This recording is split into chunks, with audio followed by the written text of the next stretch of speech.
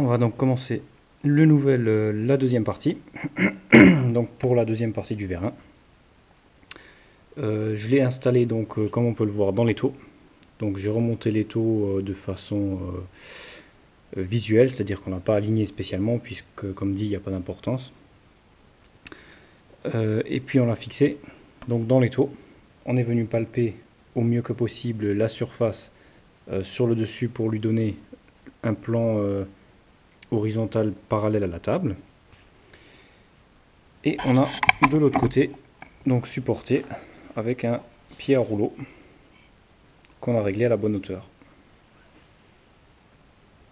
Alors pour le réglage à la bonne hauteur, je l'ai simplement posé dessous et monté approximativement à bonne hauteur. Puis on a fait le reste du réglage avec la hauteur de la table tout simplement. On a monté la table à la bonne hauteur. Ce qui a donc permis tout simplement d'arriver bien plat. Ensuite, la tête à alésé, on ne l'a pas démontée. Donc on ne va pas utiliser la même technique pour le centrage. Alors pourquoi? Tout simplement parce que ce trou est ovalisé de façon extrême, donc ça ne sert à rien d'utiliser le palpeur tridimensionnel, donc ça évite le démontage de la tête. On va faire tout simplement un centrage au toucher, c'est-à-dire qu'on va voir jusqu'à quel moment on va toucher des deux côtés avec le couteau, avec l'arête de coupe. Et la même chose de ce côté-ci. Donc c'est un centrage visuel, étant donné qu'on n'a aucune importance sur la précision de l'emplacement de ce trou. Donc on va centrer au mieux visuellement. On va donc utiliser la tête verticale, qui est donc débloquée, avec le levier qui est ici, qui permet de la débloquer ou de la bloquer. Et l'écrou de verrouillage de chaque côté, on a un écrou ici, donc de chaque côté, qui permet un blocage plus important pour les efforts de coupe plus élevés. Donc on les a desserrés. On va donc bloquer l'axe Z du bas, puisqu'on ne veut plus que ça bouge, hein, bien sûr. Et après avoir centré donc la tête, on va bloquer nos deux axes X et Y. Et on utilisera uniquement l'axe Z de la tête.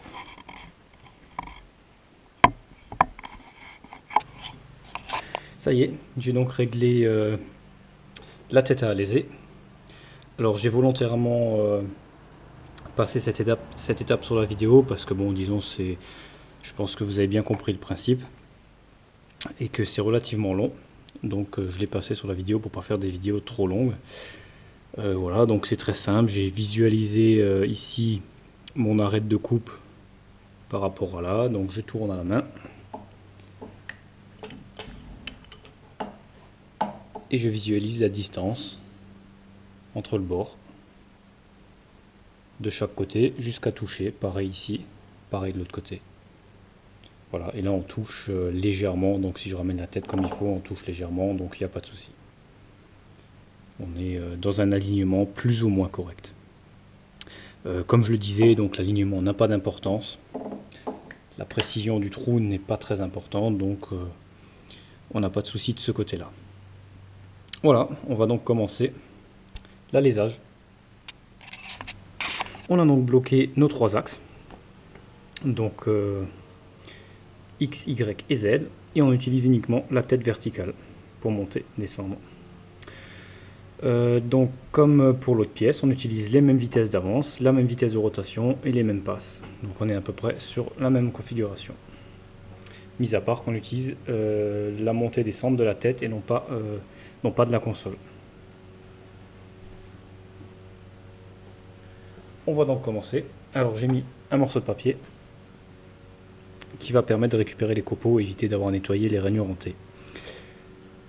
Concernant l'huile de coupe, j'utilise un autre type d'huile, celle que j'utilise habituellement. Alors pour la simple et bonne raison que l'autre, on a pu voir sur la première pièce, a tendance à arriver un peu partout avec l'aérosol. Donc l'aérosol fonctionne bien sur le tour, mais je préfère maintenant le pinceau sur la fraiseuse.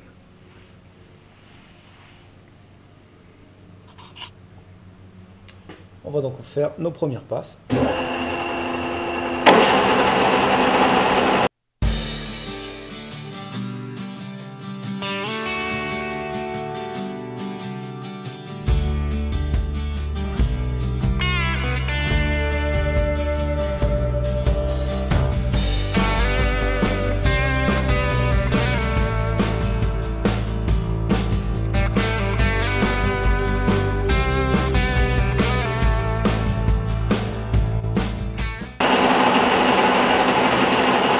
une passe supplémentaire.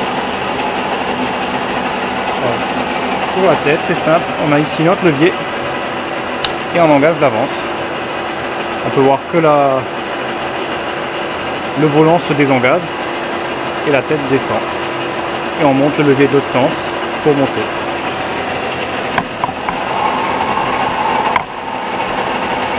Et on a également la montée-descente rapide avec le levier d'avance rapide. On peut voir que ça a commencé à toucher sur le bas.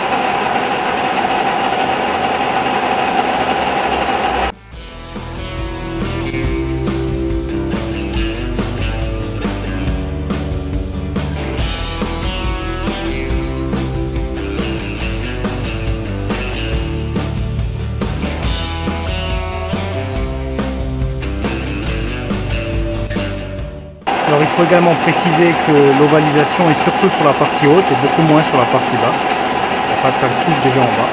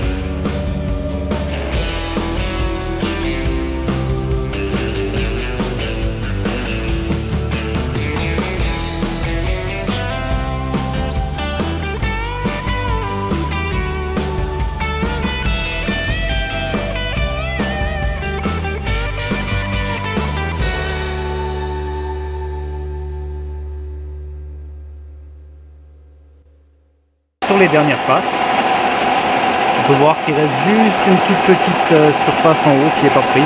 Tout le reste est déjà bien pris.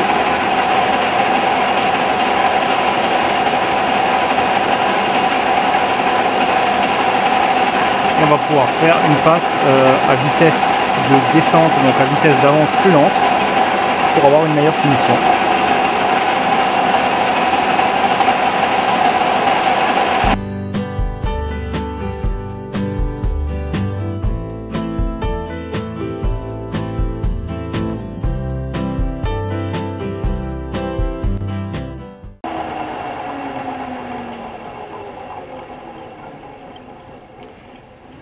Donc, on est presque au bout. Il nous reste juste une très légère surface ici, qui n'est vraiment pas bien grave, puisque donc c'est en surface. Donc, on va maintenant faire une petite passe à vitesse lente, à vitesse d'avance lente, ce qui va donner une meilleure finition, bien que cette finition est déjà très correcte. Hein, donc, elle est déjà meilleure que celle qui avait d'origine dessus.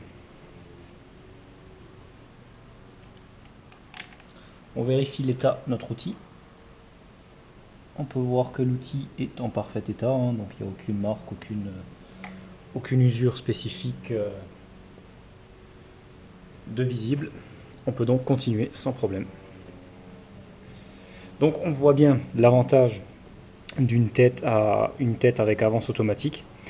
On pourrait le faire avec l'autre tête à lésée que j'ai montré un peu plus tôt dans la vidéo.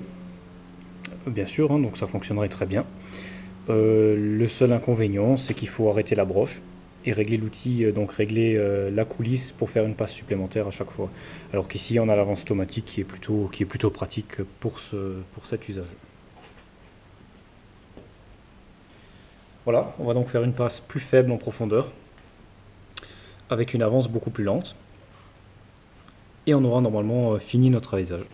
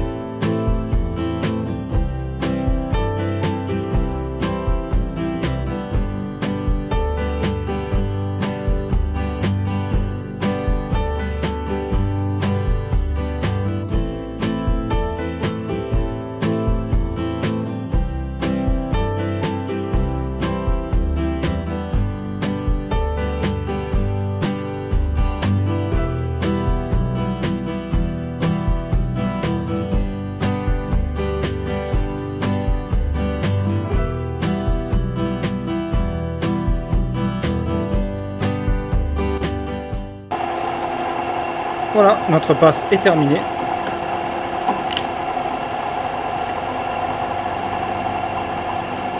On va pouvoir enlever la tête à alésé. Pour cela, on la retire et on monte la tête.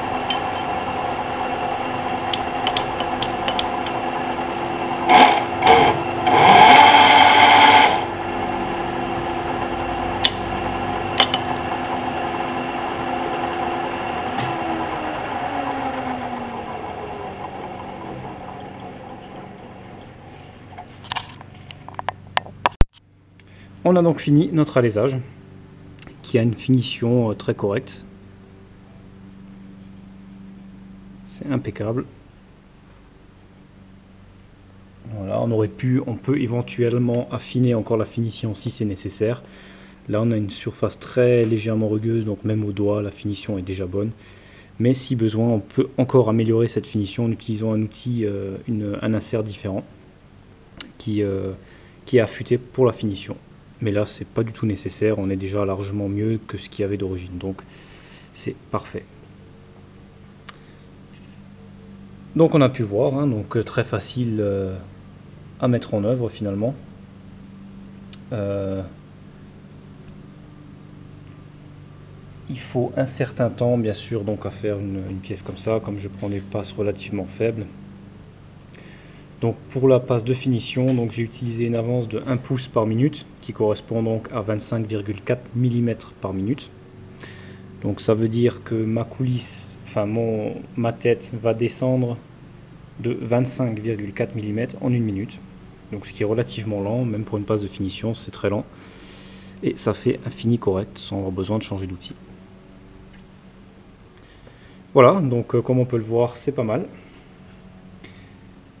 On a donc fait notre vérin. Il ne me reste plus qu'à en faire encore les deux autres du même type, donc les mêmes vérins. Donc je filme pas, je ferai pas de vidéo sur les suivants puisque c'est exactement les mêmes, donc on a la même chose à faire. Et je pense qu'on a fait à peu près le tour au niveau de la tête à alésé. On a vu donc tout ce qui concerne globalement l'alésage sur fraiseuse avec tête à alésé.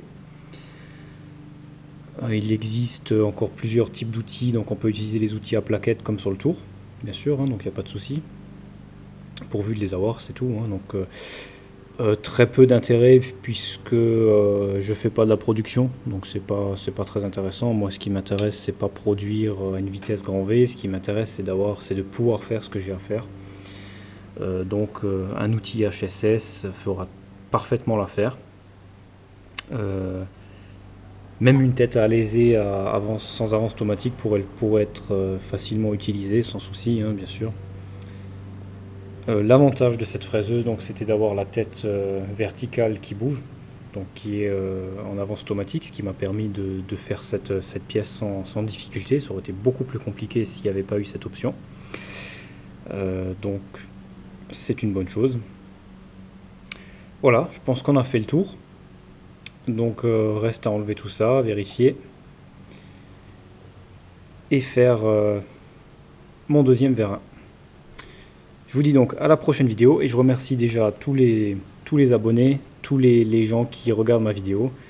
Et n'hésitez surtout pas à vous abonner, donc c'est gratuit, ça vous permettra de voir les nouvelles vidéos qui sortent sur ma chaîne et vous serez informé directement. Merci beaucoup.